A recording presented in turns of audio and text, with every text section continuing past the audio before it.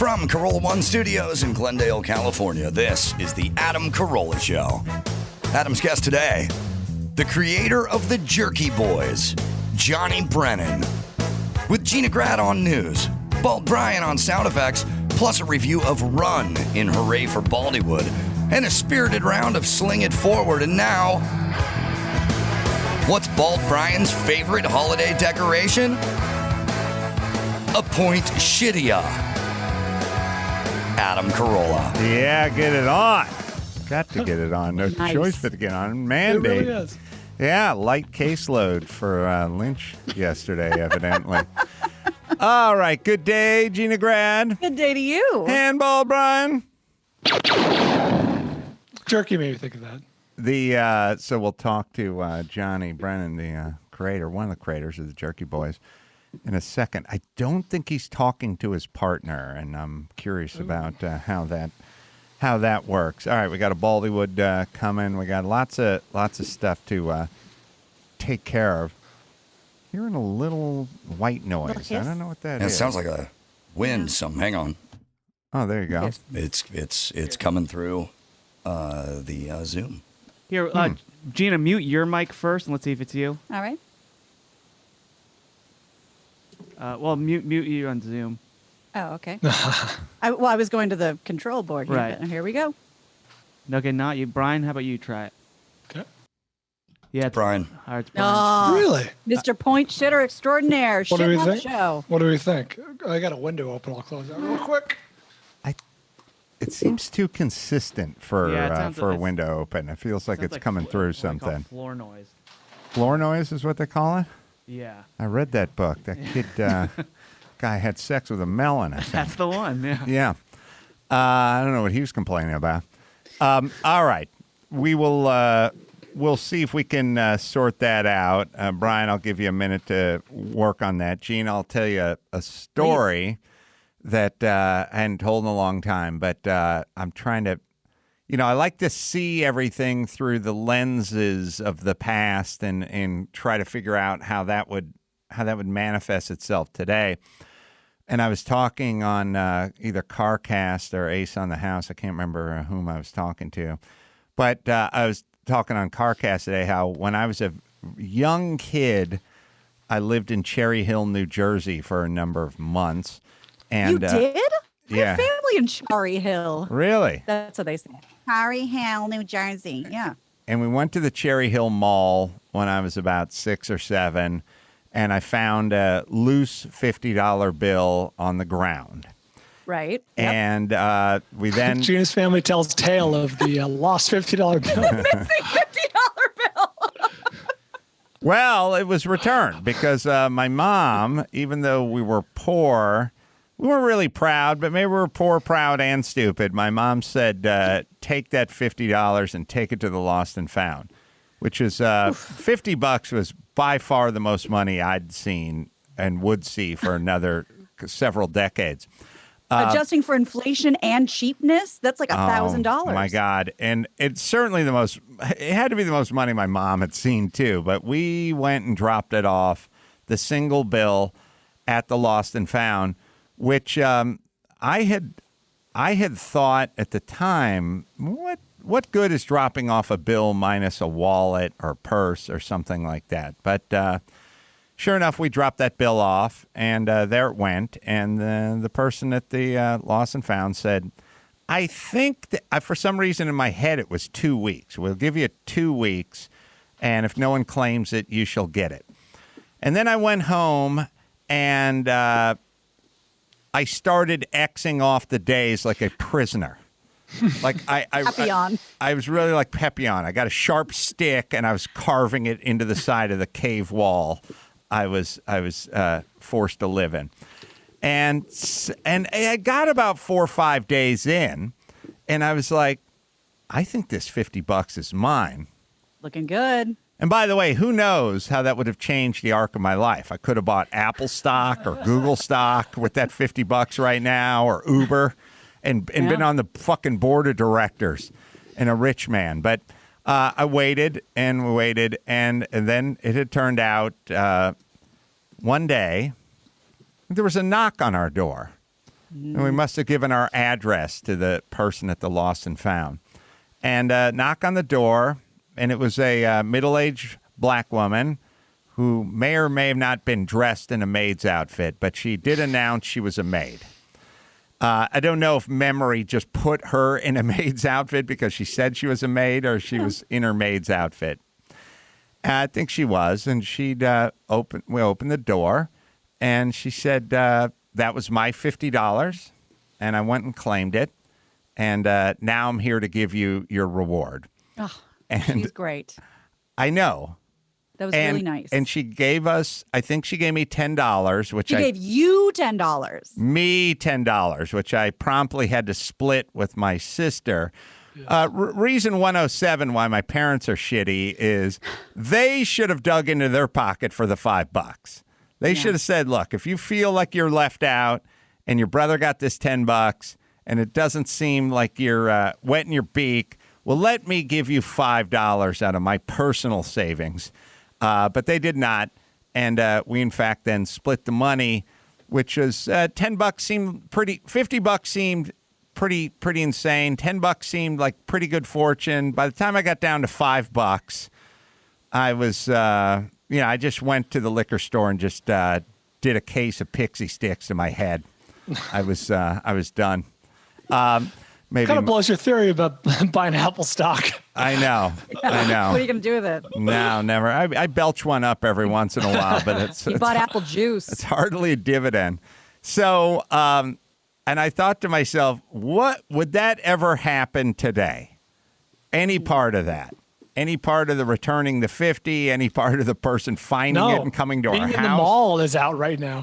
Right. Being in the mall out, $50 bill. Who cares about a $50 bill? If it now, was. Well, Yeah. you'd have to make it a sum of money that was equivalent to the 50 back then. You'd have to go $200 bills, say. Yeah, something like that. Even though, God, it was probably more if you think about home prices or gasoline or something like that. But either way, a chunk of change from a poor person.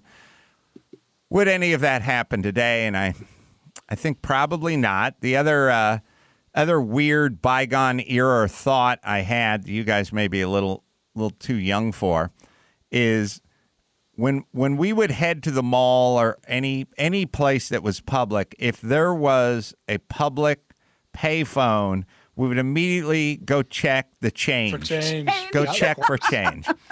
And I was the right age and the right era of phones for that. Like mid late 80s. That was a sweet spot for I've for heard change. tale.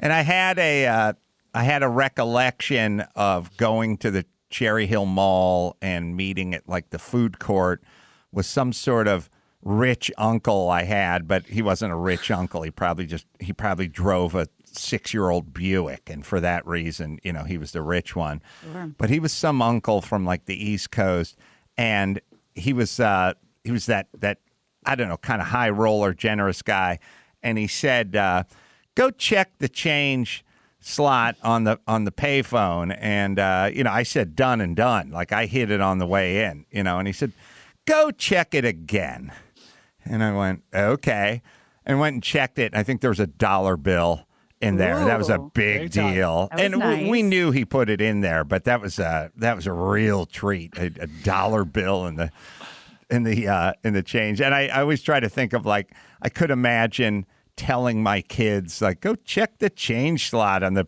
payphone. Like, First of all, what's change? What's change? Yeah. What's a payphone? Screw yourself, old man. Germs. Kids can't even be bought. It's interesting. We talk about money being invisible now and how people just sort of spend shit and they don't think about it or whatever. It's invisible to kids too. So if I say to my kids, go outside and clean the yard, I'll give you $10. They go like, no, thanks.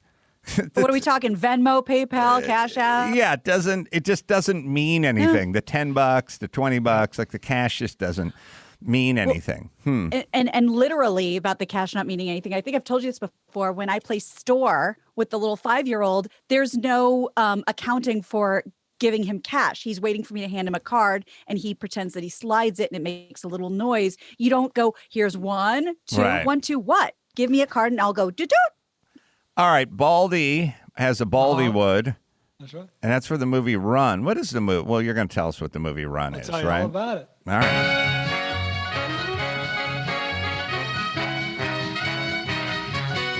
Hooray for Baldywood. He will tell you if a movie's good. Bryan will review the flicks that he's seen up on the big screen or in his Netflix queue. Before you spend bucks, remember his taste sucks. He loved that train wreck piece of shit Transformers 2. Hooray for Baldywood. So Run is a new movie. It was supposed to be in theaters on May 8th for Mother's Day, which you'll come to find out is very clever. It got pushed back, obviously, till now. It is a Hulu exclusive. So you have to have a Hulu account or sign up for a 7-day free trial to watch this thing. You'll hear whether or not it's worth it. 2020 film directed by Anish Chaganty. Anish is notable because he directed a movie a couple years ago with John Cho, friend of the show, called Searching. Do you guys remember Searching? It had a theatrical run, a little movie, but it was very well received by the critics. I don't remember that one. Searching is the one that takes place entirely. It's ahead of its time. No kidding. With all the Zoom and everything these days, it takes place entirely in front of a computer screen. John Cho, his daughter is missing, and he's going through her social media and contacting her friends. And this is the entire movie. We get John Cho's face. Was It was it really good? good. It was very good. Came out of nowhere. Didn't say it took the world by storm, but he got a lot of good notices, and he's back. Anish, the director, is back with a movie called Run. Stars Kira Allen. Kira Allen is wheelchair-bound in real life, and she plays a wheelchair-bound person in this movie. She's youngish, probably in the movie she's about 16, 18. I was watching the movie like, oh, this girl's really good. I'm like, oh boy, is there going to be some pushback for hiring a normie to be in the wheelchair, and is it going to be a whole thing? Looked her up. No, she actually uses a wheelchair in real life, and she's a fantastic actress. Sarah Paulson, who we all know from People vs. O.J. Simpson, et cetera, et cetera. I think it's easier to act in a wheelchair. I don't want to take anything away from it, but How's that? Not as much business to do. I've done some acting, and one of the harder things to do that you don't notice until till you watch the dailies or whatever is like when you're standing and talking to somebody. Sometimes you sway a little back and forth. You shift to the right. You shift to the left. You get up on your heels. You got to keep track of what's going on below the waist. You know what I mean? Once you get into the chair, check that box. Don't Before have to you get in think the chair, about it. check that box. Pretty much just focus on hips up. You know what I mean? There you go. Hips or lips. That's what we always should say. Go ahead. I've changed my opinion about Kira Allen. She's an okay actress, Yeah, with okay. frankly not a lot to do. Right. 90% on Rotten Tomatoes. Mentioned on Hulu. Just 90 minutes long. It's a brisk movie. Gets in and out. Doesn't waste. There's no fat on this steak. This is a lean steak. So, Gina, you probably know a lot more about this than either one of us. Can you explain to Adam briefly what Munchausen by proxy is? Basically, approximately what I'm it is. totally aware of what Oh, that I was is. going to say, he did Loveline for 20 I years. did Loveline. I That's a good only, point. and again, I don't have it Explain in to our my audience. Yes, I don't have it in my life or my nuclear family. I'm just obsessed with the idea of it. But Munchausen is when you, poison or make yourself sick to get sympathy. Munchausen by proxy is when you do that to another person to get sympathy as their caretaker. Was that? I don't know that you Nailed it. need to poison them or get them sick. I think you You can don't watch just the same Lifetime movies You're as I probably do. right. I think you just say they're sick can all make the it up, time. too, You just yeah. make it up. That's what I Yeah. would do. I'm lazy. It's more dramatic, obviously, for the purposes of the movie that, you keep someone sick or you induce some sickness in order to, for whatever reason. I don't want to get too much into it, but basically you have this girl played by Kira Allen. She's a senior in high school. In high school. She's homeschooled, and her mother is very, very overprotective. She has myriad health problems for being a preemie, and she has asthma, and she can't obviously have in the wheelchair, and she just takes all these medications. The mom controls her life out of necessity, supposedly, and the girl wants to go off to college, but as you can imagine, the mom's not really in favor of that. And the young girl, Kira Allen, comes to suspect that maybe her mom is keeping her in this state. She finds some strange medication with a strange name on it. The clues start to emerge. I kind of remember this story. I, by the way, do not have that. I'm stricken with what I call lounge housing by proxy, which is my kids come in and go, I got a sore throat. Rub some dirt on it. No reason to head into the ER. That's going to be a wait and a lot of paperwork. Sorry. So barely any contact with the outside world. Mom turns the internet off. She can't. She's actually living in a little North Korea, and as she starts to sort of figure some things out, some things seem kind of hinky. She's not in North Korea, but she's not in. Right, Yeah, but it's Seattle, like Washington. she creates that. Yeah. Right. Yes, correct. And as things start to emerge, we get a bit of a cat and mouse situation because they're pretty much in the house the whole time. It's a really solid thriller. I'm going to play. I don't want to get any clip I can find was just going to give too much away. You know what I mean? So I'm going to play the literal cold opening to the movie. This is how the movie starts. It's an audacious opening because I'm like, holy shit, where are we going from here? But we'll pick it up from the opening credit or from the opening. Lionsgate presents. Mm-hmm.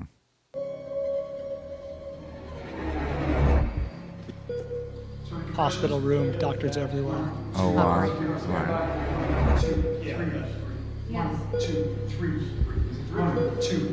Is this a horror movie? No, straight thriller. Straight thriller. Come on, baby. Come on. It's a very tiny baby. Cut to Sarah Paulson in the in a hospital bed. Mm-hmm. And into frame comes a wheelchair. What a great opening! Right away, you're like, I need to know more. What is going on? Mm-hmm.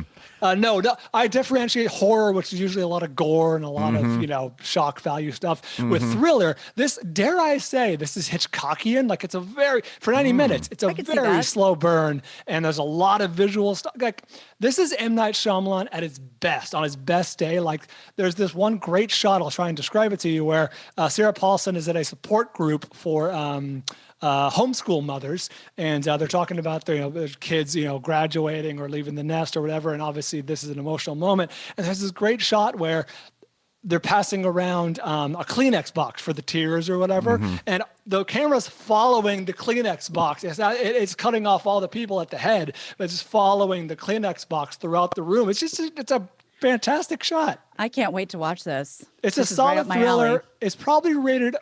Well, actually, Chris, can someone look up what's rated? I wouldn't be shocked if it was PG-13. It's not gory. It's not gross. It's tight. It's Suspenseful. 90 minutes. It's solid. I stand by it.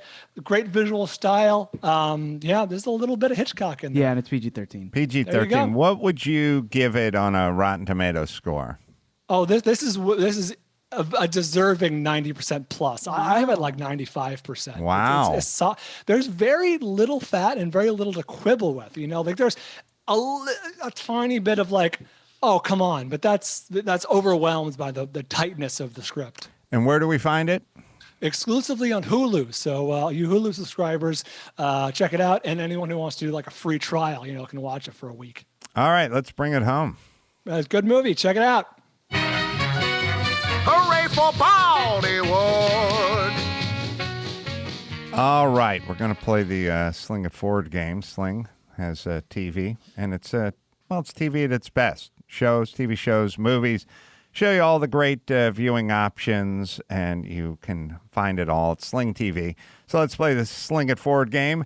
Dawson's going to give us some movie descriptions, minus the names of the actors, and we'll compete to guess the movie. We got an intro, Dawson? It's time to play Sling It Forward, the game that's suspiciously familiar. Brought to you by Sling TV. Did I win this last one drunk in Florida? Who won this one? Who won Sling the It last Forward? one? Did we play this? We did. No, this is- We did play it in Florida. Oh. We played it with Dunham. Yeah, we played with you Jeff played it Dunham. with Teresa.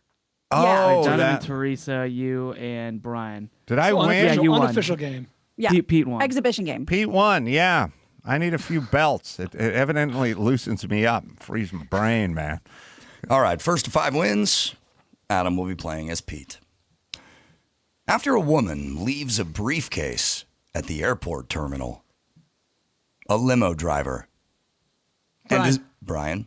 Yeah, this is it's so weird when they start these descriptions. It's Dumb and Dumber. That is a small part of the plot. Oh Wow. my God. From That is so 1994. funny. Wow, that was excellent, It's Brian. like the usual suspects, like a shootout on a boat. Like, that does happen. Right before the show, Brian and I were talking about all the really popular movies I refuse to see. I've never seen Dumb and Dumber, and I'm constantly being begged to watch it, and I've never seen it. So, yeah, maybe wouldn't have gotten it. maybe the people who write the descriptions are just super lazy. And For so Only 5 watch minutes. this. whatever happened in the first 8 minutes. So, like, as the credits roll, we find the Screen Gems logo on the front. Yeah, okay. Watch the whole fucking movie and give us a description of the movie. Yes. Don't An just. Italian wedding, The Godfather. That's right. Sorry. A former Roman general sets out, Brian, This is Gladiator. from 2000. This is Gladiator. Brian's I'm back. hating this so far. Mm-hmm. When a sports agent, Gina. Gina, Maguire. Jerry Maguire. I've never from seen it. 1996, Oh, man. Jerry That's Maguire. the only You never shot seen it? Pete It's a good had. movie. It's Toby Maguire. In a post-apocalyptic wasteland, Oh boy. a woman, Pete, Pete, Road Warrior. Funky Road. a Gina. woman, Regina, Fury Road. Mad Max, Fury Road. Yeah. What's her name? Omarosa? Furiosa. Furiosa. Thank you. I think Funky Road should give me like half a. It's a good name. It's a good What wrestling you name. take me to? Funky Road. Good name for a black wrestler. Three friends attempt to recapture their glory days by opening up a fraternity. Brian. Pete. Brian, That's old school. from 2003. That's a really good comedy. Come on, Pete. A secret government agency recruits some of the most dangerous incarcerate, Brian. Pete. This was not a good movie, but I'll say, not Justice League. God damn, what was the one with Will Smith? Suicide Squad. From 2016. Wow. It is Suicide Squad. That is These movies are good. all so fucking generic, so friggin' generic. know. They just blend together. Brian's got 4. Gina's Oh, boy. got 2. Oh boy. Pete is about to come out Get of his the- shell. Get the man a cocktail. I know. Seriously. A longtime thief planning his next job tries to balance his feelings for Brian. Oh shoot, man! I think we just did this one, but I'm gonna say Heat. For a bank manager connected to an earlier heist. Pete. Pete, The Town. on the board from Yeah. Must 2010. watch this. I thought about Heat too, but then I also remember we just did Heat. We just did that one. I know. Right. That's a good movie too. I love The Town. Town. A father vows to get his son a Turbo Man action figure. Brian, Brian, Jingle All the Way. Pete. from 1996. God damn it, I for knew the that one win, too. Jingle All the Wow, Way. Brian. Why would you have known that one? I took a guess. It could have been the Santa Claus for all I know. Is that the Schwarzenegger movie? Yeah, I think him and Sinbad. All right, outro. Sling Yeah. It Forward. Brought to you by Sling TV. Make the smart choice. Switch to Sling TV and get the best cable for the best price. Easy to switch and save. And learn more at sling.com/Adam. Let's see. I was on the show The Doctors last week. I remember specifically because my mom was pissed because she wanted to know why I didn't tell her I was on The Doctors. And then I thought she was pissed when she saw you on the dock. I'm trying to watch my show. God damn it! You've ruined it. You've tainted my programming. I was like, well, I didn't know when The Doctors. My answer was always, yeah, I didn't know when it aired, so I couldn't tell you. And you should have went to a fucking Pee Wee football game once in your life, bitch.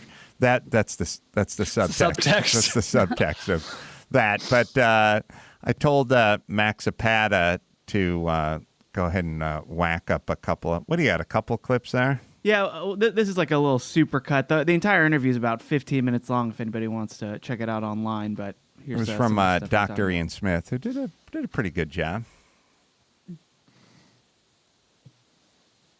I agree about social media. It's doing a lot for a lot of people. And you also, by the way, you post controversial tweets, and you're a comedian, and you talk about it. This is one that stuck out. And since we're the doctors, I want to point this out. You said, quote, turns out the people dying from COVID are old or sick or both. How many of you bleeps got played, and who's going to get played next time? What exactly were you trying to say there? Exactly what I said. Exactly what I mean. So it's all there. Only old and sick people are dying from COVID? Overwhelmingly. I mean, I don't want to play the outlier game with everyone. Everyone plays the outlier game now. It's like the death of math. Like, what about the 14-year-old from New Brunswick? Fine. I give you that.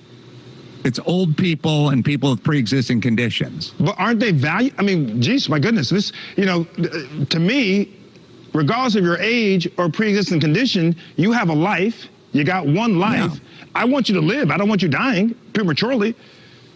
I'm with you. But don't sell it to us like healthy people need to be locked down. They kept the information. They didn't give us information about old people and pre-existing conditions. We didn't get that early on. It was just lock it down. It's killing this many people, but they wouldn't give us ages. Of course, there's a huge difference between an old person dying and a young person dying. Sure.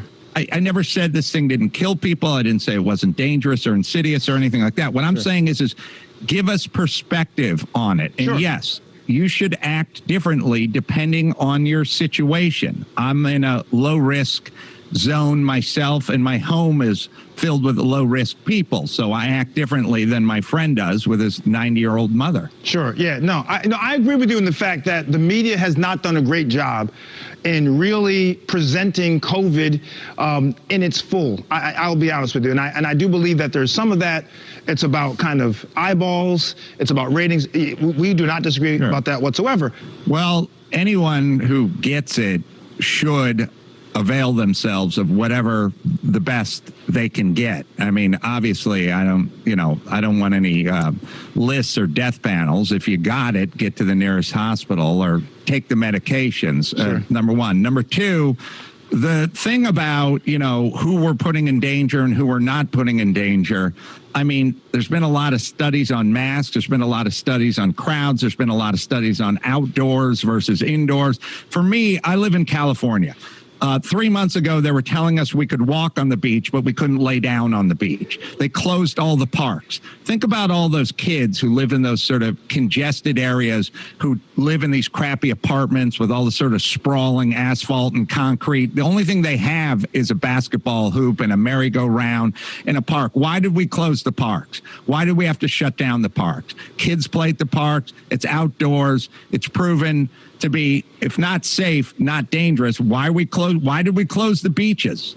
That's what I'm pushing back against. Crazy overreach. Yeah, but can I just say something? Doctors and scientists do not know the full extent of this virus. It's called a novel coronavirus, a new coronavirus. Doctors are learning on the fly, and doctors have been honest and said, we don't have all the answers. We're going with the best science that we have with what we know at the current time. It may change next week, but the public has to allow us as professionals to be able to read the data, accept new data, and be able to make changes without people saying, oh, you guys know nothing. You said this last week, now you're saying this week. This is how it works. This is science. I agree, but not lying down on the beach is not science. Well, everyone knew the answer to that. The parks as well. Gavin Newsom just had a big party out here with a bunch of different families, okay? So shall we listen to Gavin Newsom? Because he's just following the science, except for not for him. Well, so that's how discussions are supposed to work. You turn on the fucking TV now, it's just one network where everyone agrees with each other and another network where everyone agrees with each other. Or their disagreement is just a bunch of shouting and shouting over each other, and there's no exchange of ideas. It's refreshing to see an actual exchange of ideas on daytime TV of all things. Absolutely. I was thinking that the entire time, that whatever you walk away with after you watch that, you've got to feel grateful that you saw such a great discourse between two intelligent people. Yeah, well, we had about a 15-minute conversation. That's kind of how it went, but it was fine. He challenged me on a couple things. I challenged him on a couple things. And if you watched it, then you would actually get both sides of the story, and then you could reach a conclusion. But and you know what? One word that both of you used that you never hear in a debate is agreed. right. Yeah. Which was just wonderful. Yeah, we have gotten, as I think about it, we have gotten away from debates. I'd never given this much thought, but when I grew up, and beyond when I grew up, every Sunday news show was, we got 3 guys from this side or 2 guys from this side and 2 guys from the other side, and we just put them together and we'll throw out these subjects, you know. Or there would be debates. People would have debates. People would debate Jordan Peterson or Ben Shapiro or Dennis Prager, whom, by the way, are more than happy to debate at any time. But for some reason, the debate went away. You literally go to the front of the line in those cases, right? Yes. If you ever listen to Prager's radio show, he constantly punches up Prager or Ben Shapiro's like, I want to talk to everyone who disagrees with me. Now, I have a theory, and my theory is maybe a little self-serving, but here it goes. The conservative people I know are all for the debate. The left-wingers don't want the debate anymore. They're the ones who are not agreeing to do the debate. And the reason, it used to be easy because the progressives had a thought about the environment. And so you'd have a debate, and the debate would be, should we make CAFE standards for cars? Should the average American car by the year 2000 and the fleet for Ford or Chevy, GM, whatever, should that fleet 20 miles a gallon or better? And then the guys on the right would go, oh, that's going to crush the automotive industry and it's going to put a lot of people out of work. And then you'd make the debate, because the debate would be, well, what about the environment? And what about the future? And what about the air? And what about the kids? And that's fine. The problem, and I think the reason a lot of these guys don't want to debate Ben Shapiro or whomever is because their notions have gotten so fucking kooky and so insane that you can't really defend them.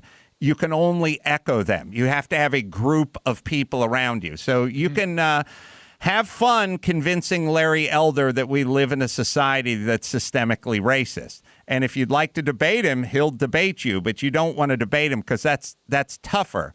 The arguments of the past that were right-left but weren't kooky were sort of more minimum wage or taxes or environment. And that's a pretty, you can pick your side of that and make your points.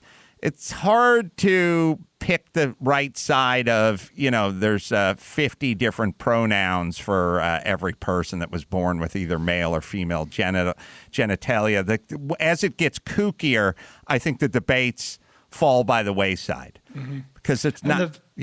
The inherent problem with debates, at least nationally, or primary debates, or presidential, or even governor, et cetera, they become such theater. You know what I mean? Yes. All anyone cares about is landing that haymaker, that gotcha line that's going to get replayed. There's no exchange of ideas. No, There's no, I don't even think of those like the presidential debates and things like that. I don't even really think of those as debates. I think of that as just each side sort of showing off.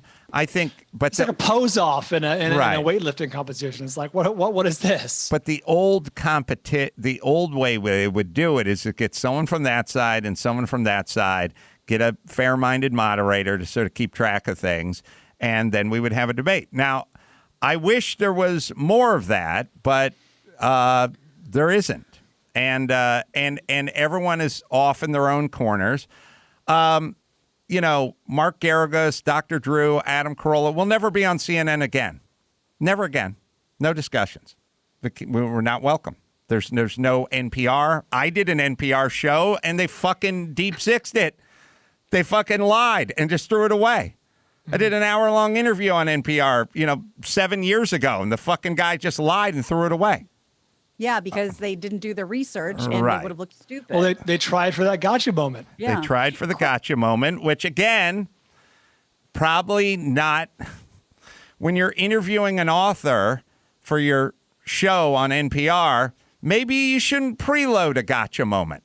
Maybe you should just interview the author of the book. See where it goes. That's a novel. That's novel. And then they just fucking lied. They literally said we can't air it because we're doing fundraising, and then they threw it away. Okay. I would have there's paid, NPR. talk about fundraising, I would have paid any amount of money to see that special. I would have given $50 to fundraise for that, to see that, to hear it. The doctor's show, though, showed up. The guy had his talking points. That was fine. And then we went back and forth. And at the end, I got an email from them going, the doctors loved it. That was kick ass. Let's have you back again.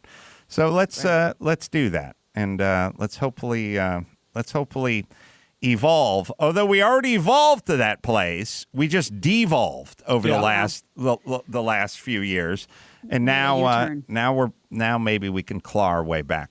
All right, let's see. We got the news coming. Should we take a break and come back and do the news right after this?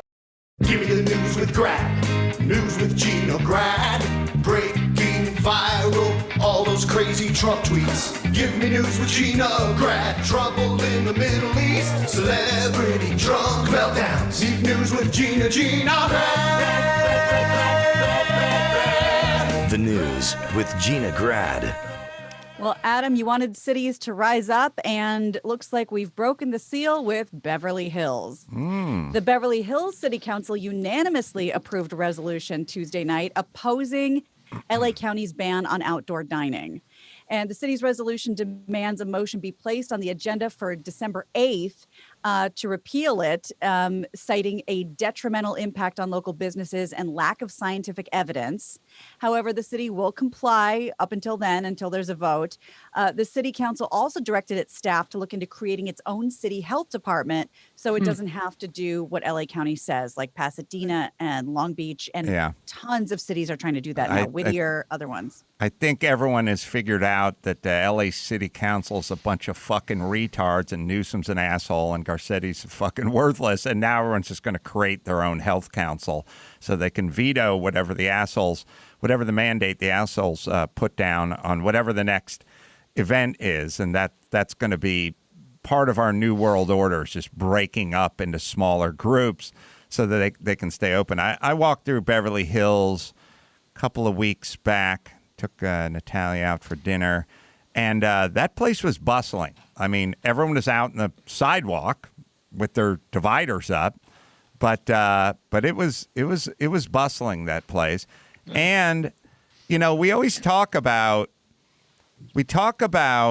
how this would impact the servers and the tips and the back and the folks in the kitchen and the owners and the landlords and the business. We're constantly talking about that, but for many, many people, going out to dinner is a real pleasure.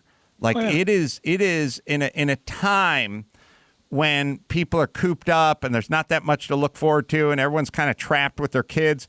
Going out for a meal is that's circled on the calendar. That's awesome. Yes, Brian.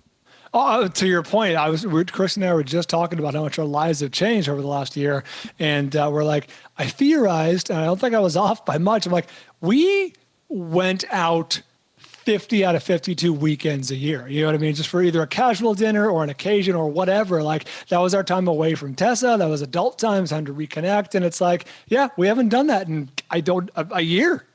Right. And although I'm going to meet Drew in Pasadena tomorrow for steak, but those things, like those groups, get a group of people together, go to Morton's, sit in our, I have a booth at Morton's, doesn't have my name on it, but that's the one they give me.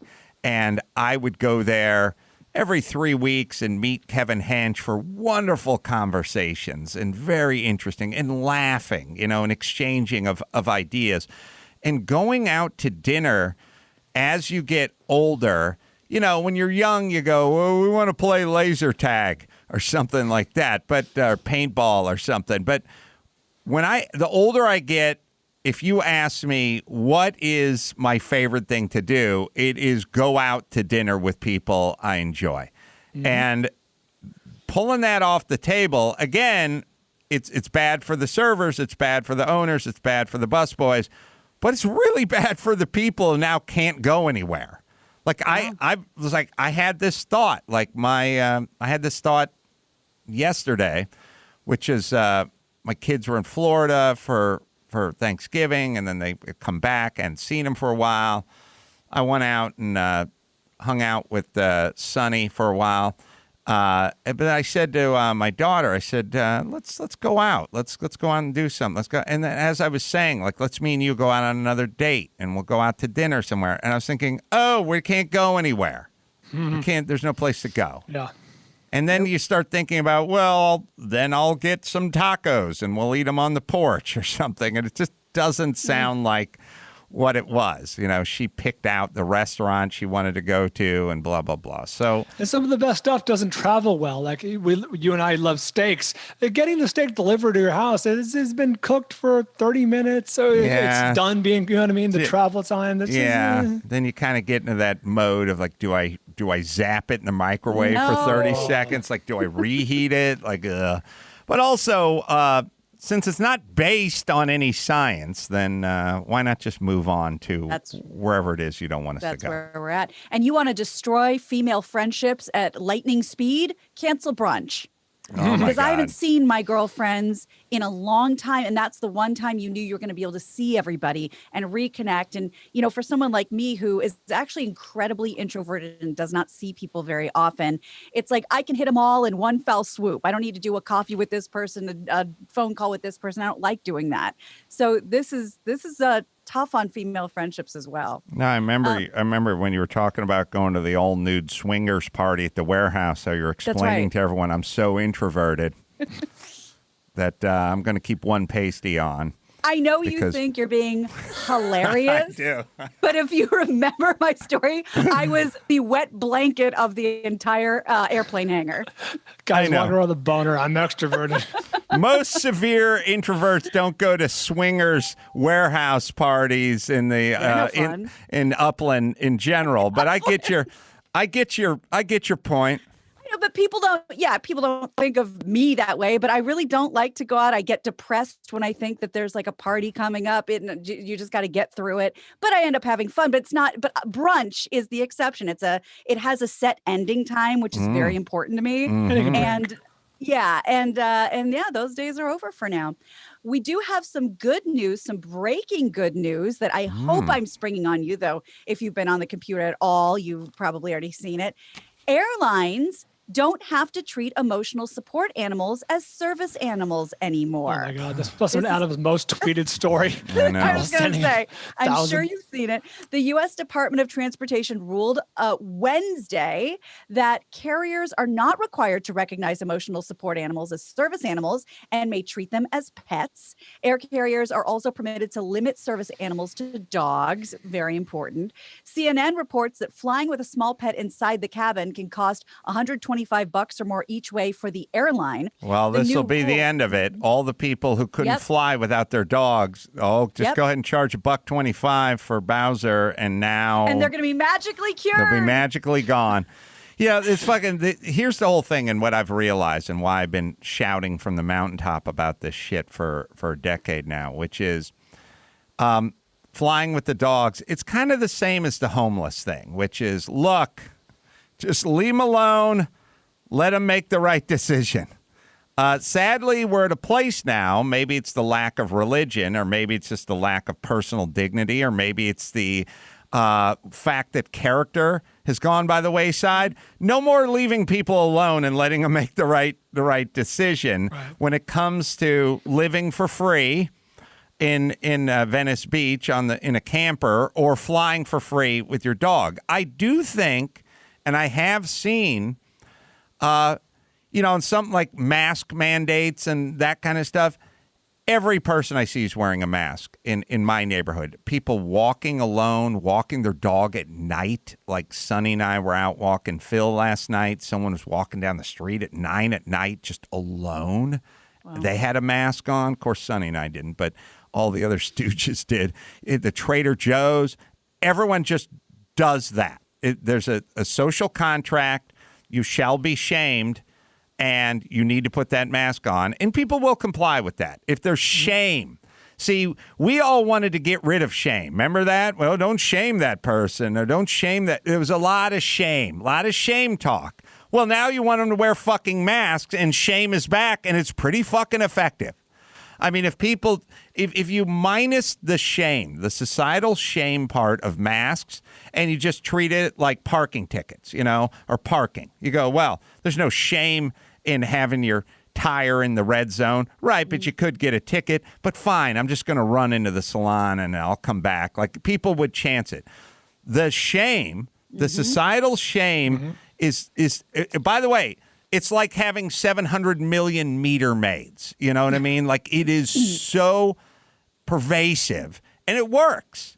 It works really well. Everyone's wearing a mask, and it works so fucking well that people walk alone on the horse trail at night and wear the fucking mask. I see people riding their mountain bikes, where everybody but me is wearing a mask when they take a hike, because I'm not a fucking stooge. Like, I'm alone. It's hot outside, and we're just taking a fucking walk, or I'm walking with my son at night. There's nobody around, but sure enough, everyone is wearing that goddamn mask. Now, if we had some fucking shame, like I was trying to create, about these fake service animals, then we could have shamed people. But it didn't work. We didn't shame the first wave of pioneer pussies and cheapskates who wanted to travel for free with their fucking dog and didn't give a shit about what anyone else on the plane thought.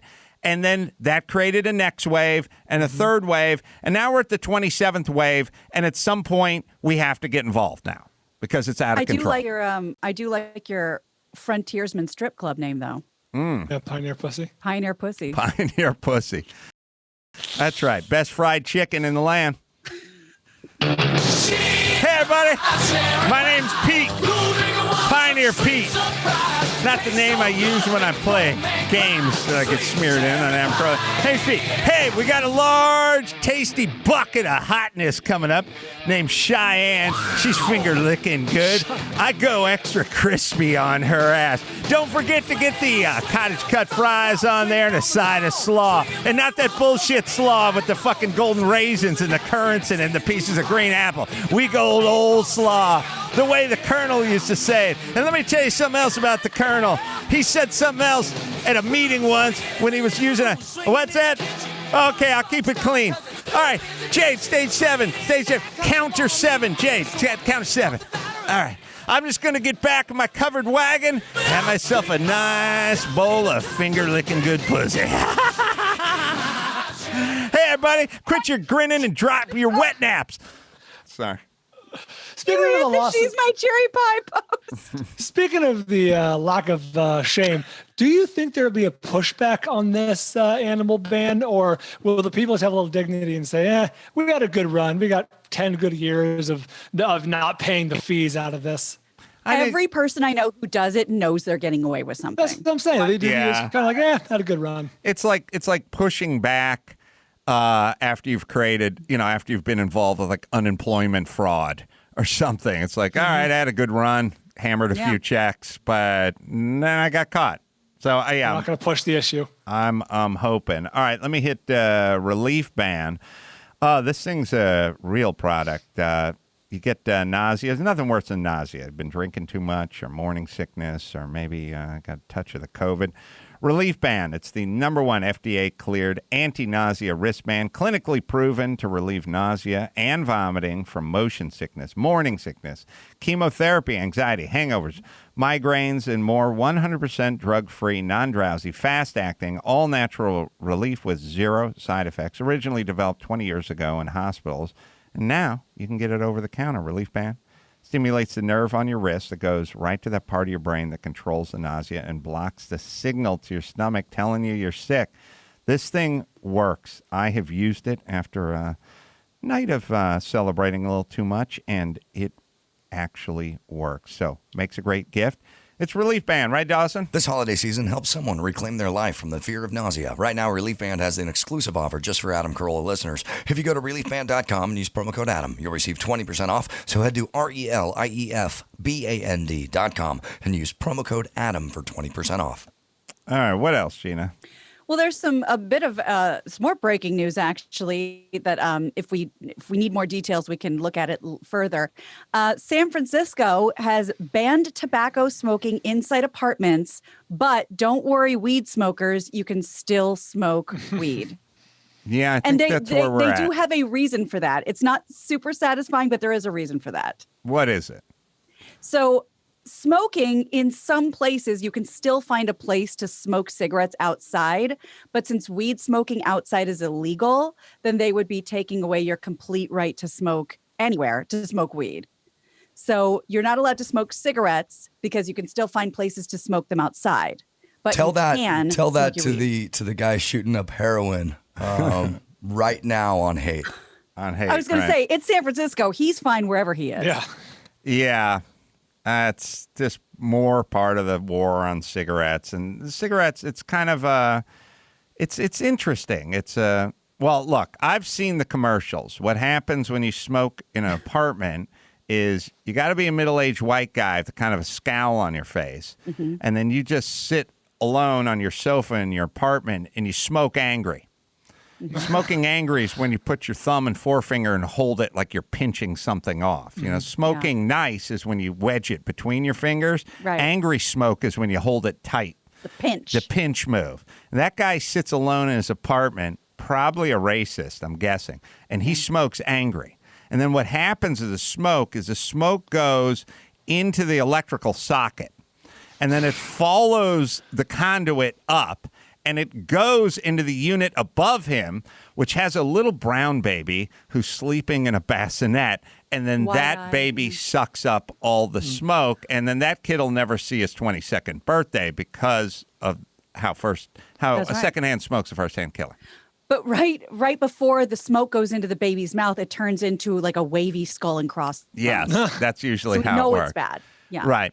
So, the guy who smokes in the apartment never has a kid, which is weird because it's a straight. Or if they do, they're estranged. They're estranged. Right. And the smoking thing is kind of interesting because it is. I always talk about it in my stand-up. It's like go smoke in the restaurant, smoke in the smoking section, go smoke at the bar, smoke out on the patio, can't smoke there, go outside, can't smoke out in front of the door, go down the street, can't smoke at the park, can't smoke in your apartment now. And a couple of things.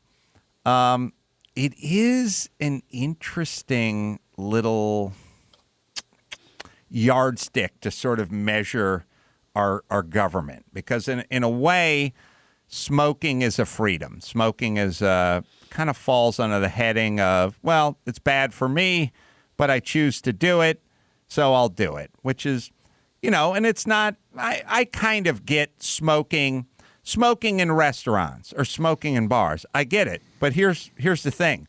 If you own a restaurant, you should decide whether you want smoking or non-smoking. If you own a bar, that should be your fucking decision. The government shouldn't mandate that. You should say, I'm not going to have smoking in my bar because I have a lot of patrons who don't appreciate it. Or after there's 50 of those, you should have a bar that says people are welcome to smoke here. And if you'd like to smoke and that's your thing and you want to do it in my bar, you may come to my bar.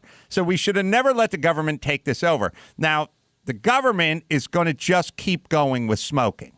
If you don't think they're done with smoking, when have they ever stopped?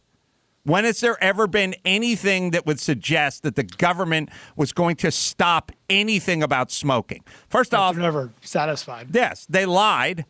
This full secondhand smoke thing's just a fucking lie. Those are the experts. Those are the experts lying to you. You know what they're doing? They're lying to you. They lied to you the same way they lied to you about COVID, which is smoking is bad. COVID is bad. We don't want you to get COVID. We don't want you to smoke. How do we get you to do that? Well, if we give you actual statistics about secondhand smoke, that might not slow your roll because the actual statistics about secondhand smoke are nil. Nobody dies of secondhand smoke. Doesn't exist. So we're going to say 50,000 Americans die every year of secondhand smoke. We will lie to you. The experts will lie. We will get you to curtail this behavior that we don't approve of. And there's so many parallels with that going on with COVID. It's like we will tell you things. We will try to change your behavior. You can argue, well, maybe that's a good thing. Maybe people shouldn't be smoking. Maybe secondhand smoke is bad. But do you want to live in a world where the experts get to lie to you to get you to stop doing stuff? That's the question. Yeah, there was a better way. Like, it's Machiavellian, you know what I mean? Like, the ends justify the means. Like, if we can reduce smoking by saying any number of things, is that a noble end result? Yeah, you can debate that, but philosophically, do you want the leaders or experts, whatever you call them, effectively lying to you? Well, and it's such a short game, too, because now you think you about create a backlash. it. Yeah, you go like, experts, what pearls of wisdom do you have now? Oh, I can walk on the beach, but I can't lay down on a towel. Okay, let me write this down. I don't want to forget it.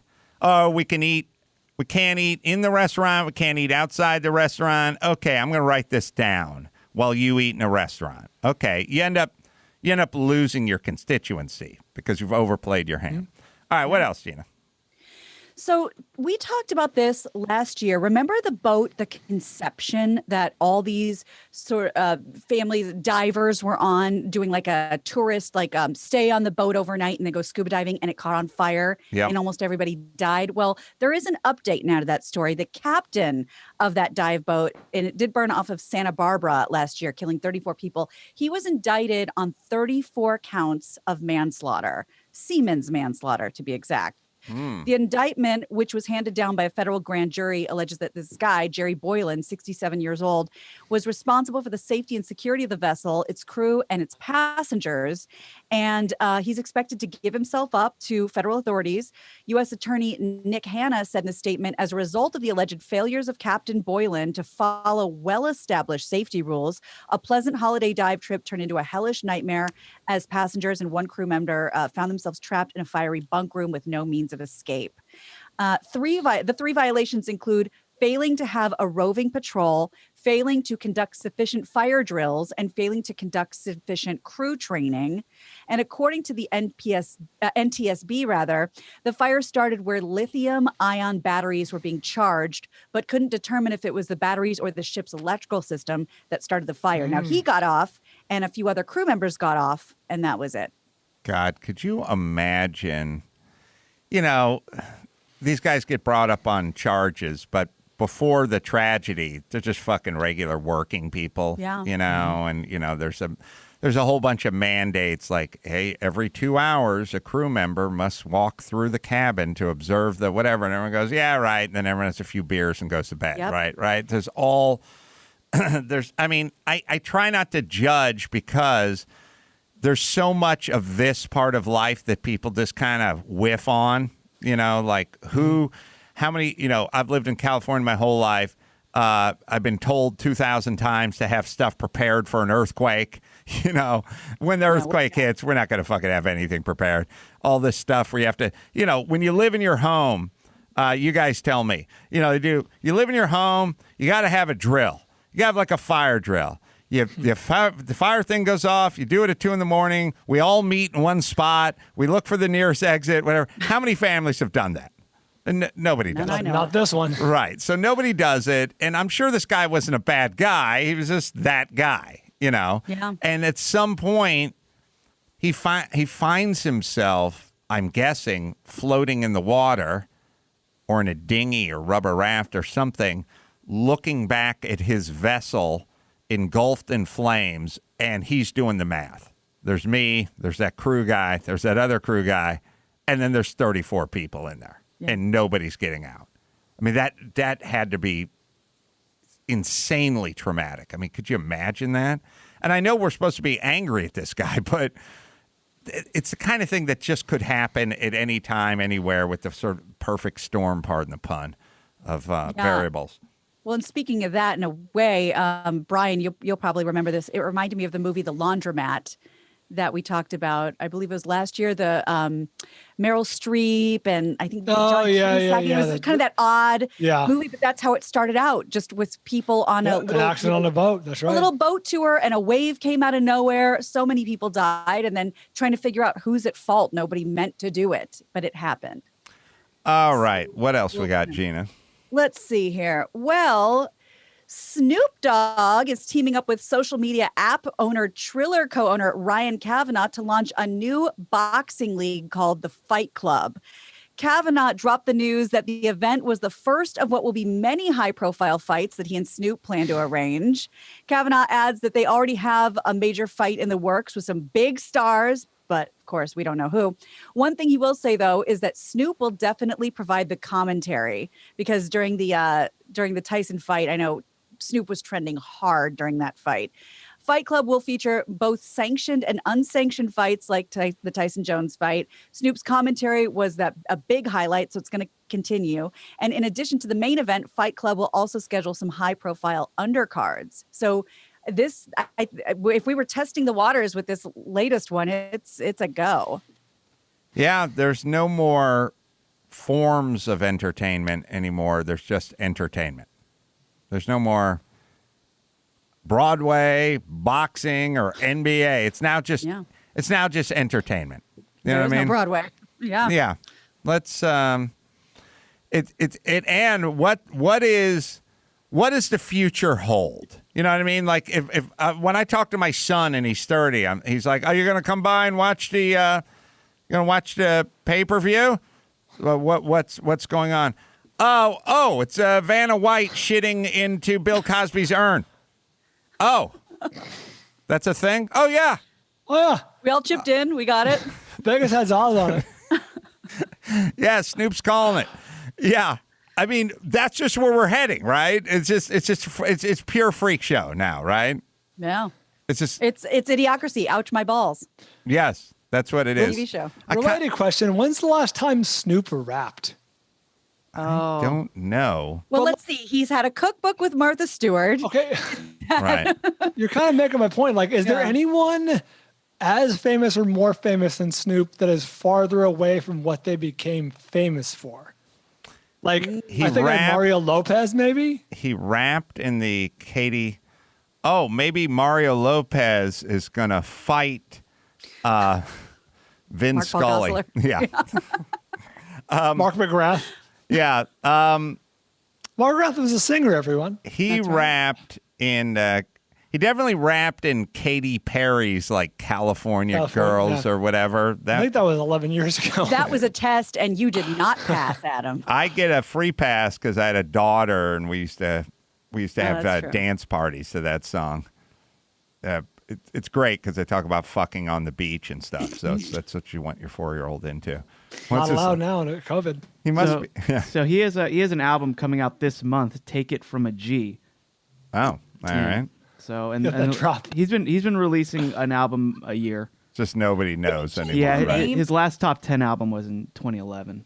Yeah, Didn't he change his name to Snoop Lion? Yeah, makes sense. And he's doing Corona commercials and stuff. Yeah. It's so crazy now because there used to be a taboo, like, oh, this guy's dropping N-bombs and smoking the weed. Corporate America is not going to get near this guy. Then we've completely gone fuck it with that, too. It's like, whatever, whoever, DJ Khaled, whoever, Snoop, come on down. Come on down. DJ Khaled's on that list. Much more famous for commercial now than for being a DJ. He's famous for sitting. I blame the Kardashians and Dancing with the Stars. Those are the two entities I blame for this new kind of anything goes form of entertainment. Nothing's a bad idea. The freakier, the better. See if you can get that Vanna White, Bill Cosby's urn thing going. Okay. I know some guys at CAA. I think we could underwrite that thing.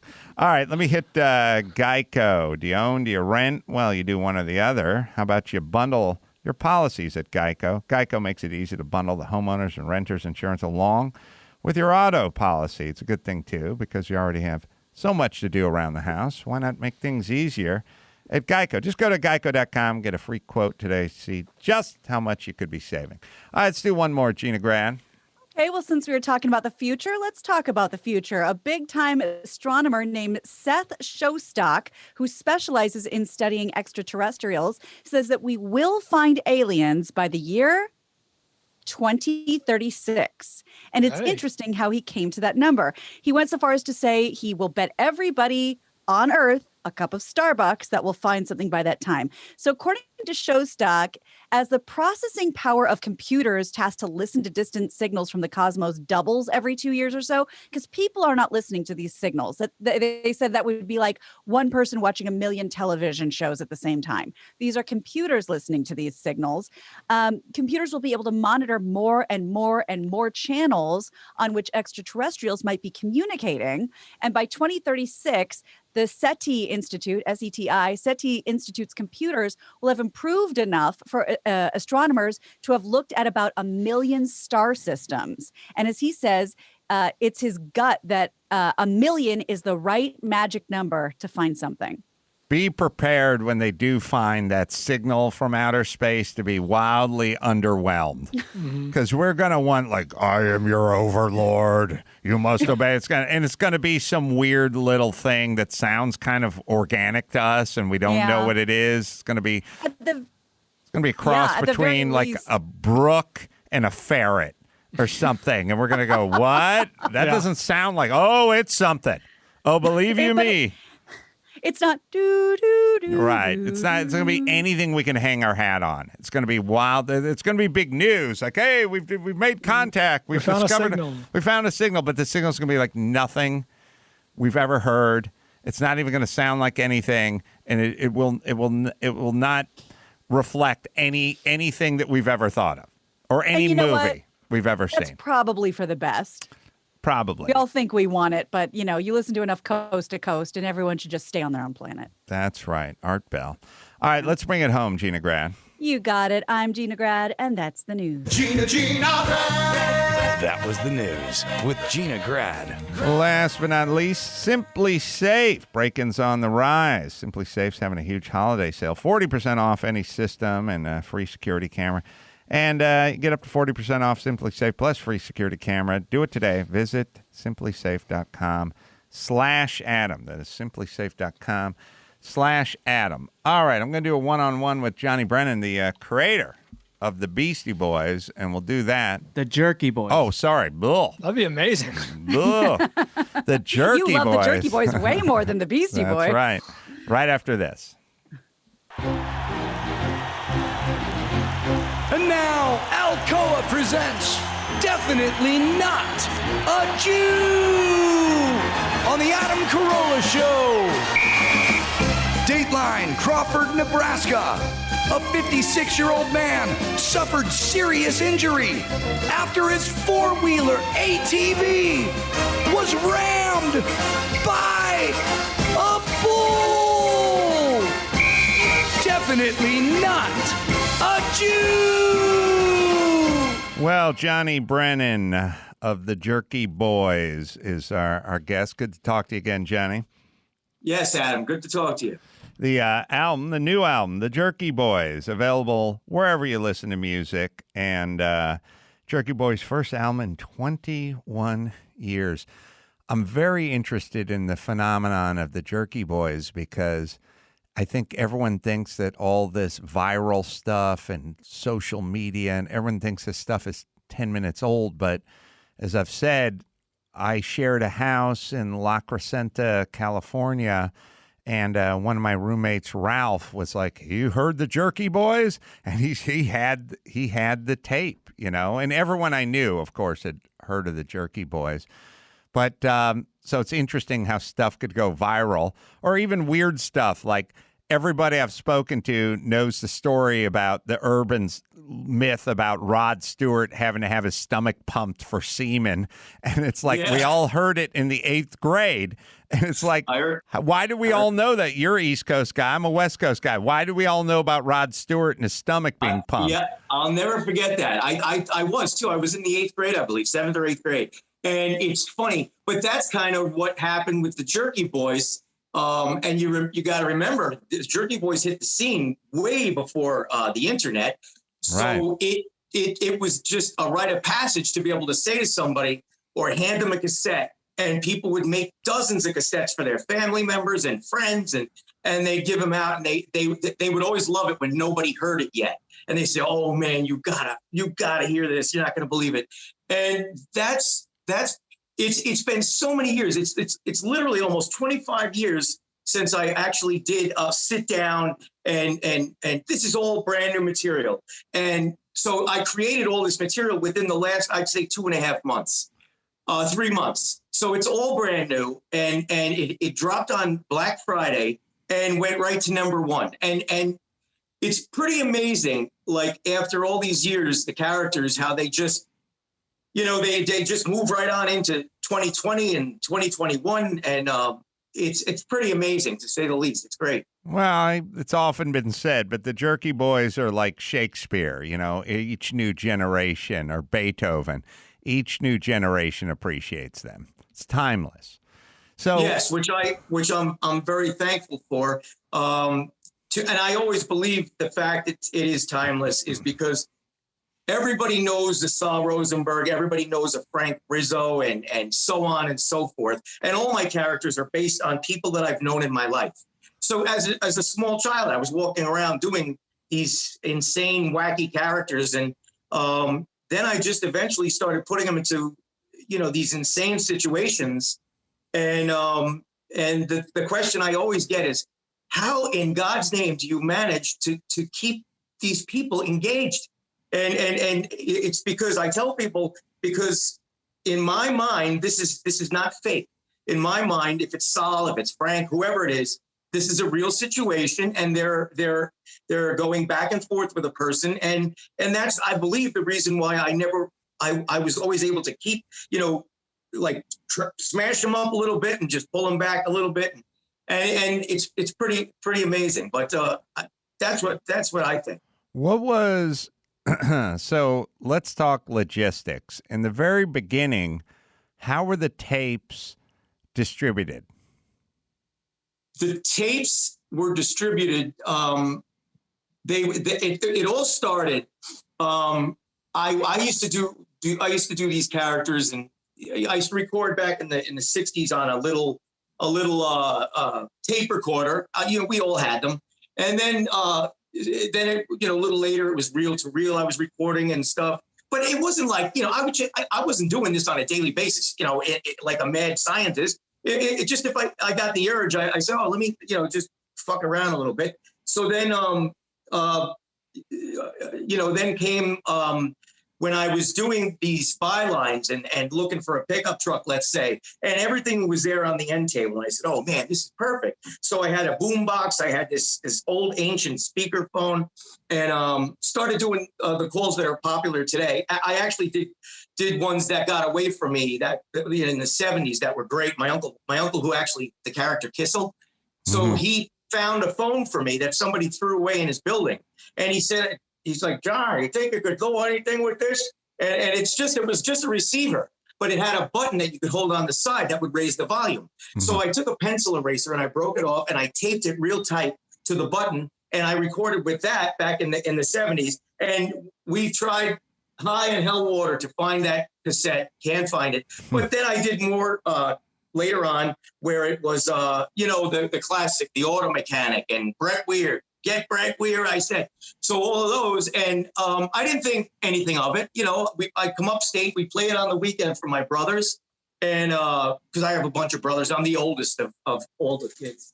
So we played up at my mom's place, and my brothers would laugh and everything. And it was maybe 3-4 years after that Kamal came over to my place, and Kamal wanted to, he just listened to the tape. So let me hear this tape that your brothers and everybody's raving about. So I let Kamal listen to it. Next thing, he's on the floor and he's curled up into a fetal position and he's crying. And I thought he was being a dickhead. I thought he was being like, an ass. So I said, what the hell's the matter with you? Because I thought he was like making fun. And he gets up, he says, John, this is the funniest thing I ever heard in my life. I've never heard anything like it. So then Kamal would come over every night to my apartment, and he'd be like, come on, let's do some, and he was like bugging me, let's do some calls. And eventually, so we did a few calls together. And then that was the Egyptian magician, Tarbosh. So then they're on this cassette tape, you know, and the rest is history. Kamal, he was in bands. He was a very good bass player, and he played in a lot of bands downtown in Lower Manhattan and stuff. And he would give the musicians the tape, and that's how it originally. Then they would make copies, and so on and so on and so on, until I was at a family reunion in 1985, I believe. And everyone at the family reunion, it's at their college. It's at their college. This one's college, Florida, over here, over there. So I was like, oh my God. And at that same time, Howard Stern was asking, if anybody knows who this Frank Rizzo guy is, you got to call into the studio. And that's the beginning. That's the genesis of how it got all over the place. Were the early tapes, the lion's share of the early tapes were duplicates of an actual tape that you'd done? I mean, most of the stuff was just transferred from, you know, they used to have those dual cassette decks, you know, and you just take one and do it to another. So you had this crazy distribution, but you weren't getting paid. Right. So that's correct. It was called, the New York Times said it was the largest bootleg in history, and still went on to sell multi-platinum Jerky Boys 1, 2, 3, 4. You know, they still went on. And because I believe of the love of the characters, it's not like anything, you know, it's really, you can't really put your finger on it. Over all the years, the comedians, like, you know, top shelf comedians, Eddie Murphy, and always had said nice things, really nice things about the project, because it was so different. It wasn't the same thing, you know. It wasn't, it wasn't like stand-up comedy, or it wasn't like anything like that. It was a very different animal. So when did it start to become a business? When did you start? I would have to say when the bootleg, like you said, that was everywhere. Everybody had a copy. Everybody was making copies, giving copies to their friends and family. And then it was Atlantic Records I signed with. And I believe it was an official release with Atlantic Records in 1993, 92 or 93. And that was the beginning. That was when now I'm with a major label. And the rest is history. I mean, it went right, you know, to #1 and sold, you know, millions of copies. But now you got the backing of, you know, like an Atlantic or you know, major record companies. And that's pretty much when it started to really blow up. I was talking to a guy named Nick Santora, and he's a very accomplished producer and writer and all that stuff. And Nick's a very good friend of mine. And Nick's like, we got to do Jerky Boys, the doc. And I said, oh, that's a capital idea, because it's such an interesting story, and we do documentaries and blah, blah, blah. And so we've been kind of going through that process. But he was like, Kamal's not talking. He's not on board. And so we've been trying to figure out a way to get him on board. And I don't know what the status of you two are, other than I don't think it's good. But what is the status, and what is it from your perspective, and what would you like in terms of, you know, getting the band back together? Well, you see, that's it. I can't, you know, the truth is, you know, back in 1997, January, Kamal officially left, you know, being part of the Jerky Boys. The Jerky Boys was around before Kamal, and, you know, it all fell into place, you know, nicely. The whole, you know, just the look of the two of us, you know, Kamal's 6'4", you know, big 300-pound, big guy. And just the two of us together even looked comical. Mm-hmm. So then, you know, the record companies, then Disney comes along to make 1 minute I'm hanging off buildings, and the next minute I'm starring in my own picture for Disney and Touchstone and all that. But you're hanging off buildings. Right, you're doing construction. Yeah, I was doing construction and scaffold work and all that stuff. Oh boy! So, but you know, Kamal, right at that point, little after that, he handed our manager. We were coming home from Boston on a train, and he handed our manager a note that said, "I'm done. I don't want any more of this." So, and he wanted to go and direct films and write he wanted to write and direct. And I've always wished him well. I've never said anything bad, but he's a grown man. So he's a grown man. I can't tell him what he's got to do. I can't say, no, wait a minute. So in 97 of January, that's when he split. So, and ever since, I mean, I know every time he's been approached or anything like that, he's been not, a little rough around the edges. Like he doesn't want anything to do with it. But, and again, you can't make somebody do something that they don't want to do. But I had a great conversation with Nick, and he's just a wonderful guy. I spoke with Nick a few months back, I think right before this whole COVID thing. Mm-hmm. Yeah, but so, and for 25 years, 24 years, whatever it is. I mean, the Jerky Boys didn't go anywhere. I just didn't make a record, but I've been doing this stuff. Family Guy, I'm with Family Guy now, 19 years with Family Guy. So I never stopped, and I would be doing commercial work with my Jerky Boys characters, things like that. But I just didn't make a record until just now. So this is the brand new record, and it's just beautiful to see it hit the streets and to see it just go right to number one. I mean, that's a big deal. Well, it shows the reverence that people have and how a lot of people now gotten older and shared it with their kids. And I understand that the prank call Gene, because, I spent a lot of time with Jimmy Kimmel, and Jimmy, of course, we created Crank Yankers, which is sort of that brought to life on TV and acted out by puppets. So I get that impulse. It's weird because I don't think young kids have it anymore. That was our form of entertainment back then, and you kind of had to entertain yourself. Now, kids are being entertained. They're in the passive mode where they sit back and they click on something or they purchase something and then they get entertained.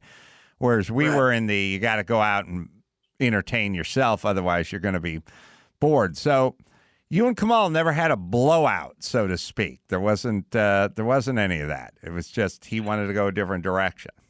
Yeah, that he I don't know. It's like it got to a point where he may just have not wanted to do it or whatever, or he felt that maybe, I don't know, that I can never say because I don't know, but there was no blowout, no fight or anything like that, or physical kind of nonsense. Every now and again, like anybody else, we'd have arguments. We'd argue with our manager. We'd argue with this. We'd argue, but it was very rare that we did. Very, very rare. We may have had disagreements, but again, very rare. Not. And by the way, Jimmy Kimmel actually called me at my house years ago before Crank Yankers, and they sent me up a big package of all the stuff that they wanted me to do on or for Crank Yankers. And Jimmy, he was on the phone. We were on the phone for a good hour, and he really wanted me to be a part of that show. But I forget what it was, but it was just, I think it was more with the producers or whatever that we just couldn't meet eye to eye. So, but I do remember Jimmy, and like I said, I still have the package he sent me of all these different gags and whatever else that they were going to do. But it's funny how time flies, though, isn't it? Oh my God! I mean, it's insane. I think I was talking to my son, who's 14, about Crank Yankers, and he was asking me, "Do I get paid, or how much I get paid, or whatever?" And I said, "Yeah, I get paid because I'm a co-creator of the show." And he's like, "Oh, when was that show?" And I was like, "Oh, we did it." And then I paused. I went, "It was before you were born." Yeah. You're 14 and you weren't even born. We were wrapped. We must have been wrapped with Crank Yankers when he was born. When was Chris? When was Crank Yankers the first iteration?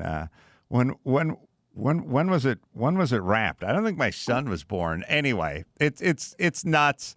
It's insane how everything gets sped up as you get older too. Like, not only is time flying, but every day you're on the planet, it actually flies a little faster, unfortunately. Well, you know what's really scary is when I got my two daughters, one's 25 and the other's 17. And when they're telling you that time is flying, that's scary. That's scary when the young ones are telling you. I guess we went 2002 to 2007. So technically, my son was an infant when we wrapped up Crank Anchors the first go around. So this is a very good example of, and I always talk to people about this, which is how do you get to do what you would do anyway, which you love doing, which you would do for free? How do you get paid to do it?